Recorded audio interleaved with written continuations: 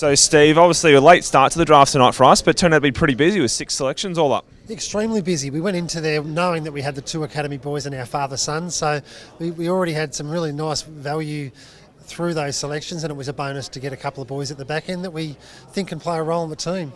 Now, first 2, we had Liam Dawson and Harris Andrews. Both have already started pre-season at the club. Rated those quite highly from the academy program. We were ecstatic with the selections that we had to give up to them. It gave us some flexibility through trade period, and we think those boys have the attributes to come through and play. And they're both training with the club at the moment, and everyone seems to be reasonably impressed with them. So just hope they can continue to improve and find a role throughout the season, some stage next year. Now, the first live pick at 65 we used on Josh Watts from Tasmania. Can you tell us a little bit more about him?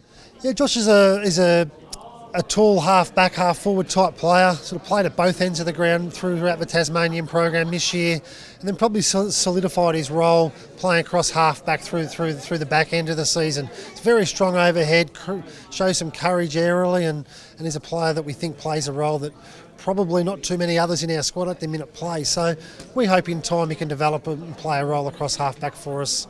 And then at 73, we went for a Victorian with Jaden McGrath, small, speedy forward. Yeah, Jaden's a country Victorian boy. He made the AIS squad through both his 16th and 17 seasons, and this year he had a difficult year with injury.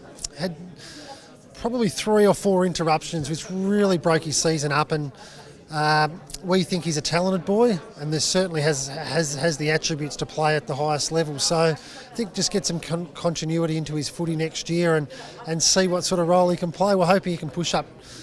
As you said, he's a high forward, but he's certainly shown he can play through the wing, and we think he's got some traits to play down back as well. And that small sort of back role, perhaps that's another role he can play as well. So look forward to getting him in the club and see where his development ends up.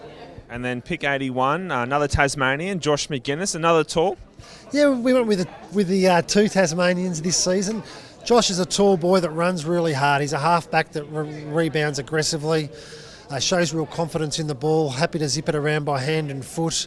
And again, another player, obviously some time in the system's going to help Josh, and we'll see where he ends up. But we're hoping, we've got Jed Adcock, who's a real leader down back, and he can learn off Jed throughout the next couple of seasons, and hopefully he can play a role similar to that in the not too distant future. And rounding out us tonight was 86 with our father-son Josh Clayton. Wrapped to get him at the club too. Yeah, fantastic to have a father-son. Josh split his time this year with Brighton Grammar, Vic Metro and the Sandringham Dragons, playing primarily as a high marking half forward that can rotate deep, and he plays with some real power, Josh. He gets separation well. He's aggressive. He's aggressive at the ball and has some really nice goal sense. So, we're hoping he can come in and impact and certainly provide another option inside 50 for us. So excited at what the club's been able to add to the list tonight. Definitely, I think when you add in the boys that we acquired through trade period, as you said, the academy and father-son selection, and the 3 boys at the end, there's no doubt that each of them play a different role. So, we're just hoping that, they can, throughout some stage in the future, they can all come into the footy club and become important members of our team. Steve, well done to you and Strawberry and the recruiting team. Thanks for your time tonight. Thank you.